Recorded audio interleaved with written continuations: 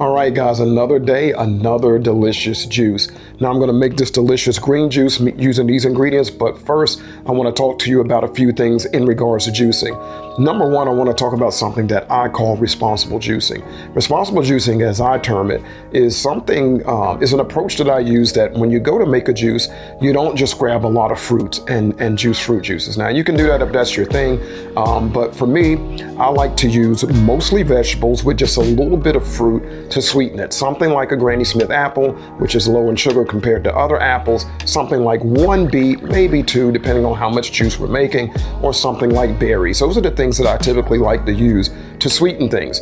But other than that, I want to put in a lot of vegetables so that I'm not spiking my blood sugar when I remove that fiber and run these things through the juicer. So again, responsible juicing, as I call it, refers to using mostly vegetables, 80 to 90% vegetables, and just enough fruit to give it a mild sweetness to make it palatable and delicious. That's what I'm going to be doing today.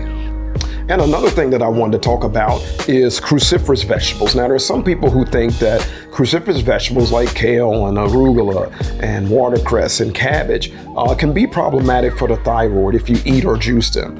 And I just want to tell you that all the research I've done, as well as the experts that I've consulted or whose opinions I've read or heard, say the same thing, and that is, unless you have a problem with iodine deficiency, juicing things like kale and cabbage in moderate amounts, a glass or 2 a day, is not going to be an issue. And you want to mix them with other vegetables like I'm doing here. So again, if you have thyroid issues, and you probably don't want to be juicing any cruciferous vegetables, but barring that, as long as it's not the predominant thing and you're not just juicing a bunch of kale and a bunch of cabbage and you're doing it regularly and consuming 3-4 cups, that's when it can be a problem. But something reasonable like a cup or 2 with things like this included are not going to be an issue from everything I've studied. If you study different, then go with what resonates with you.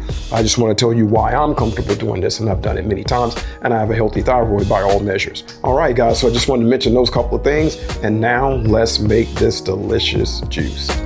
Okay, and now it's prep time, and if you've been watching my juicing videos, and you know that my machine makes this super easy because it doesn't require a lot of cut up.